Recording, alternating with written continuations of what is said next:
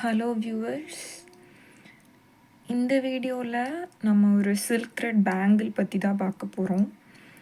So இந்த வீடியோவில் நான் இந்த பேங்கிள் எப்படி மேக் பண்ணுறது அப்படின்னு சொல்கிறேன். இதில் ஃபஸ்ட்டு சில்க் த்ரெட் பேங்கிள் பண்ணுறதுக்கான பேங்கிள் கொடுங்க அப்படின்னு கேட்டால் ஒரு பிளாஸ்டிக் பேங்கிள் கொடுப்பாங்க.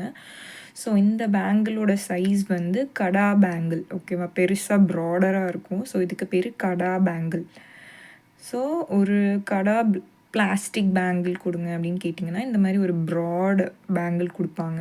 ஸோ அதை வந்து நான் first red colour silk thread சுற்றிட்டு அப்புறம் வந்து வைலட் கலர் த்ரெட் 2 கலர் வந்து சுற்றிருக்கேன். அப்புறம் வந்துட்டு இது வந்து பேர்ல் செயின், பேர்ல் வந்து ஃபுல்லாகவே வந்து பேர்ல் வந்து ஃபிக்ஸ் பண்ணியிருக்கேன்.